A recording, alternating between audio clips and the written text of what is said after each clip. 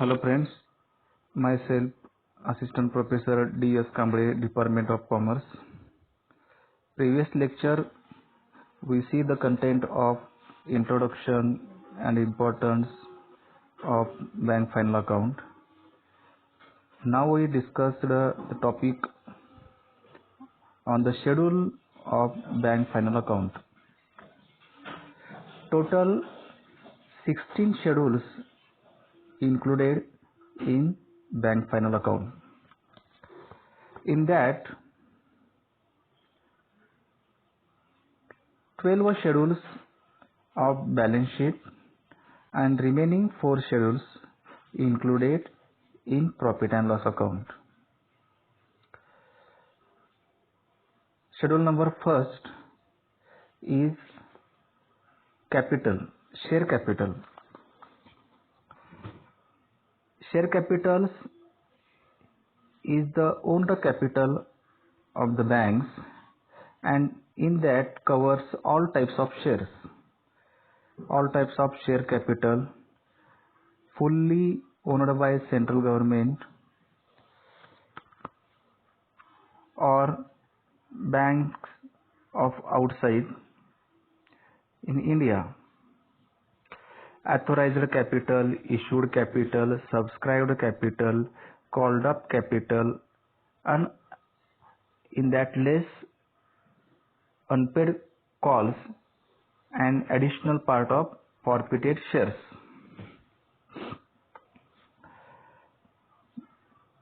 Bank final account मध्ये एकूण 16 schedules आहेत. त्यापैकी 12 शेड्यूल्स हे बॅलन्स शीट मध्ये येतात आणि उरलेले 4 शेड्यूल हे प्रॉफिट अँड लॉस अकाउंट मध्ये येतात. आपण प्रत्येकाची चर्चा करत जाऊ. तेच आता आपण पाहिल्यापैकी शेअर कॅपिटल. शेअर कॅपिटल मध्ये बँकेचे काही गव्हर्नमेंटकडे शेअर्स असतील किंवा बाहेरच्या परदेशी कंपनीत गुंतवलेले शेअर्स असतील. बँकेचं अधिकृत भागभांडवल, बँकेने वाटप केलेले भागभांडवल, मागणीनुसार तयार केलेले भागभांडवल, त्यामधून आपण अनपेड कॉल्स जे असतात ते आपल्याला वजा करावे लागतात आणि त्यामध्ये ॲड आपल्याला फॉरफिटेड शेअर्स. फॉरफिटेड शेअर्स म्हणजे जप्तीचे शेअर्स आपल्याला ॲडिशन करावे लागतात. Next schedule number second, reserve and surplus. Statutory reserve, opening balance additional during the year or deduction during the year. Capital reserve, opening balance additional during the year, deduction during the year. Share premium, opening balance additional during the year, deduction during the year. Revenue and others reserve, opening balance additional during the year, deduction during the year, and last balance in profit and loss account. Schedule number 2 मध्ये reserve आणि surplus जे आहे त्याच्यामध्ये statutory reserve येतो, ज्याला नियामक राखीव निधी असं म्हणतात. त्याच्यामध्ये असलेला बॅलन्स, त्यामध्ये मग चालू वर्षाचा बॅलन्स आणि मागील वर्षांची काही देणी असतील तर ते आपल्याला वजा करावी लागतात. त्यानंतर कॅपिटल रिझर्व म्हणजे भांडवल निधी असं त्याला म्हणतात मराठीमध्ये. आणि शेअर प्रीमियम, शेअर्सला द्यावे लागणारे जे प्रीमियम असतात, म्हणजे ज्याला आपण शेअर प्रीमियम म्हणजे आपण त्याला भाग हप्ते असे म्हणतो, तो भाग येतो.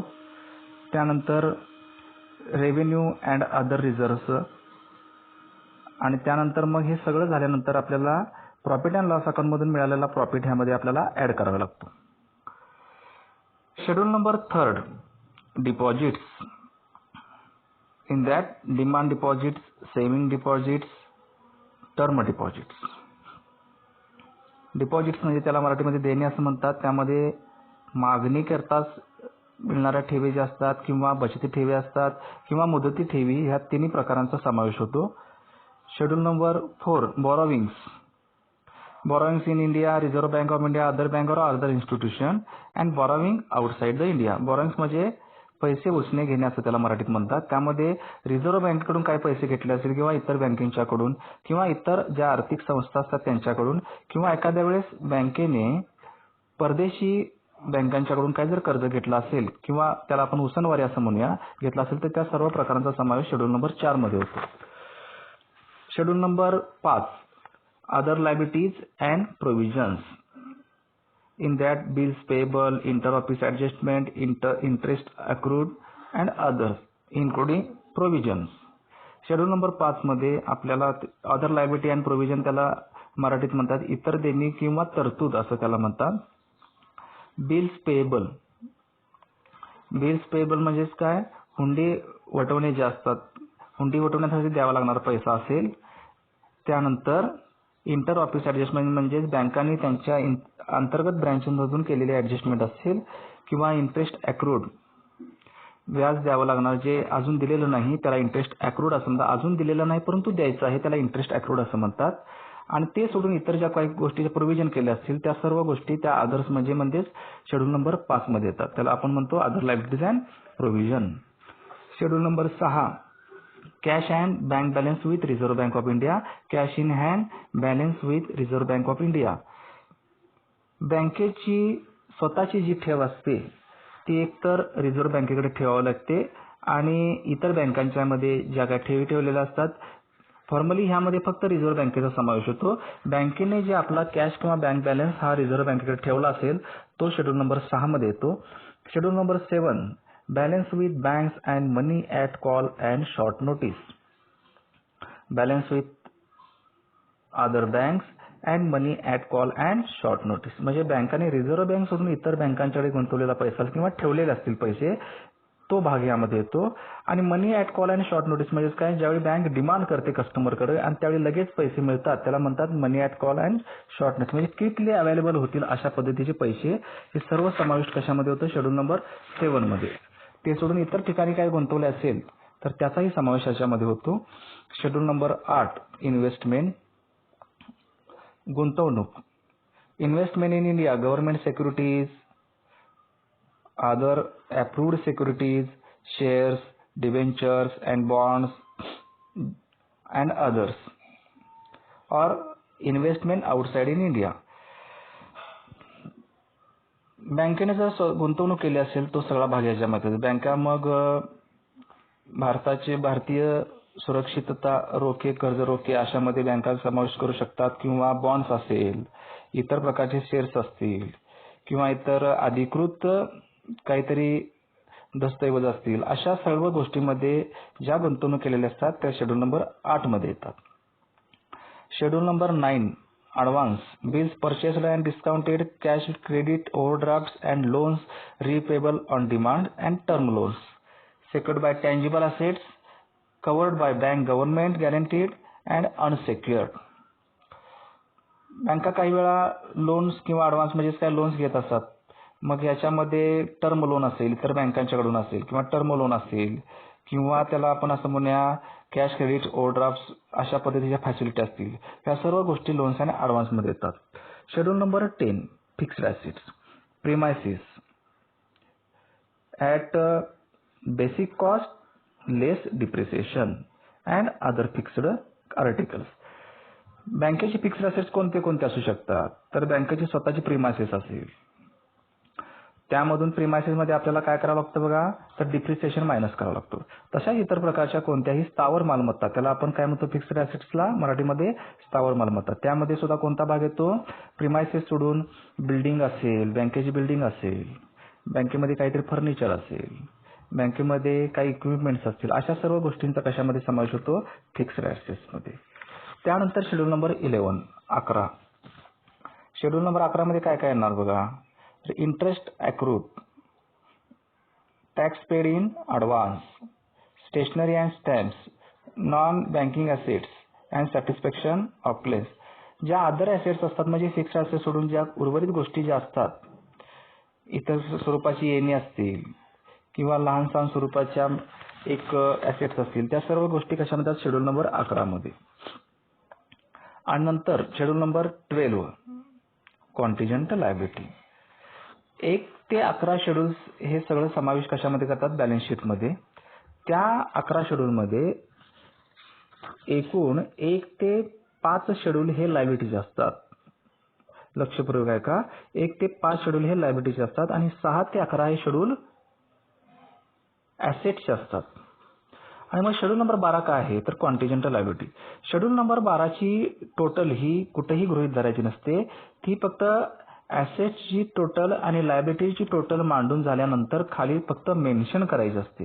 कॉन्टिजेंट लायबिलिटी म्हणजे काय तर कॉन्टिजेंट लायबिलिटी त्याला आकस्मिक देणे असं म्हणतात. एखाद्या वेळेस बँकांचं फायनान्शियल पूर्ण करत असताना इयर पूर्ण करत असताना अचानक जी उद्भवतात देणी त्यांना आपण काय म्हणतो कॉन्टिजेंट लायबिलिटी असं म्हणतो. हे झालं पहिलं आपण आता बॅलन्स शीटच्या बाबतीमध्ये. आता प्रॉफिट अँड लॉस अकाउंट मध्ये काय काय येऊ शकतं तर बघा income and expenditure, profit and loss account and appropriation. Schedule number 13 interest earned, interest discount on advance bills, income on investment, interest on balance with RBI and others. प्रामुख्याने interest earned याचा अर्थ काय होतो व्याजाच्या संदर्भातली येणे असं त्याला आपण म्हणतो. बँक ही काय तुम्हाला मागच्या लेक्चरमध्ये मी सांगितलेलं आहे. बँक ही काय उत्पादन करणारी संस्था नाही तर बँक ही काय आहे सेवा पुरवणारी संस्था आहे. सेवा पुरवते म्हणजे नेमकं काय करते बँक तर लोकांच्या ठेवी स्वीकारते आणि लोकांना कर्ज देते. मग ठेवीवर एकतर व्याज द्यावं लागतं आणि कर्जावर व्याज बँकेला मिळत असतं. कर्जावर मिळणारं जे व्याज असतं ते शेड्यूल नंबर 13 मध्ये येतं. त्याला म्हणतो आपण इंटरेस्ट अर्नड असं म्हणतो. वेगवेगळ्या प्रकारची जी व्याजाची येणी असतील, वेगवेगळ्या कर्जाची जी येणी असतील, कर्जावर आकारणारी जी वेगवेगळ्या प्रकारची व्याज असेल त्या संदर्भातली येणी असतील ती आपण शेड्यूल नंबर 13 मध्ये दाखवतो. शेड्यूल नंबर 14 मध्ये काय येतं बघा तर शेड्यूल नंबर 14 मध्ये other assets except loan remaining all parts cover in other income. इतर उत्पन्न बँकांचं काय काय असू शकतं बघा.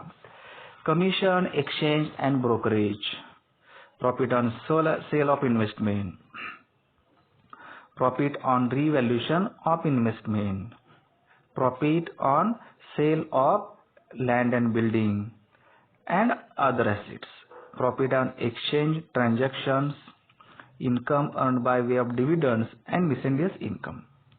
व्याज राहिल्यानंतर बाकीची जी उर्वरित जे उत्पन्न साधन असेल ते सगळं कशामध्ये येतं बघा तर अदर इन्कम मध्ये. मग बँका काहीतरी काय करतात कमिशन घेतात कोणाकडून तर बँका काहीतरी मध्यस्थांची भूमिका बजावत असतात. एखाद्या वेळेस तेच मिळणारं कमिशन असेल किंवा बँकाने बाहेर ठिकाणी इन्व्हेस्टमेंट केली असेल त्यातून मिळालेलं प्रॉफिट असेल किंवा एखाद्या वेळेस केलेल्या इन्व्हेस्टमेंटचं रिव्हॅल्युएशन करून मिळणारं उत्पन्न असेल.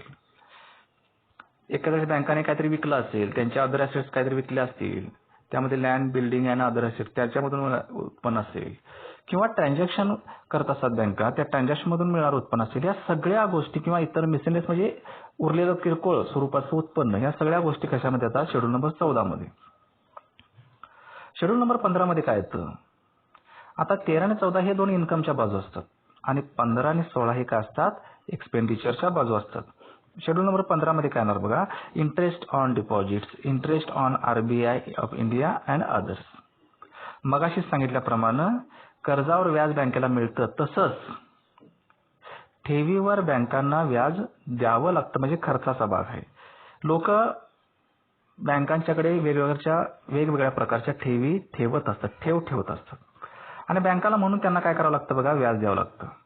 ह्या सगळ्या येणाऱ्या ज्या वेगवेगळ्या प्रकारच्या ठेवी असतील त्यांच्यावर द्यावं लागणारं व्याज किंवा रिझर्व्ह बँकेकडे ठेवलेले असेल त्यांच्या संदर्भातलं व्याज ह्या सगळ्या स्वरूपाची किंवा इतर स्वरूपाच्या गोष्टी ज्या असतील त्या इंटरेस्ट एक्सपेंडेड मध्ये. आणि 16 मध्ये काय येणार ऑपरेटिंग एक्सपेंडिचर. ऑपरेटिंग एक्सपेंडिचर म्हणजे काय व्याजाचा खर्च सोडून उरलेला सर्व खर्च. म्हणजे यामध्ये काय काय येऊ शकलं बघा बँक चालवण्यासाठी नियमित स्वरूपाचे जे खर्च येतात दैनंदिन स्वरूपाचे खर्च येतात ते सगळे शेड्यूल नंबर 16 मध्ये येतात. कोणकोणते बघा payments and provisions to employees, rent, taxes and lightings, printing and stationery, advertisement and publicity, depreciation on bank's property, director fees, allowance and expenses, auditors fees and expenses, lodge charges, postage and telegrams, telephone bills, repairs and maintenance, insurance and other expenditure. Okay. तर आपण 16 शेड्यूलची आपण चर्चा केलेली आहे. त्यामध्ये एकच लक्षात ठेवा, एकूण शेड्यूल जे 12 असतात त्यामध्ये हे बॅलन्स शीटमध्ये जातात आणि 13 ते 16 शेड्यूल हे कशामध्ये येतात, प्रॉफिट अँड लॉस अकाउंटमध्ये.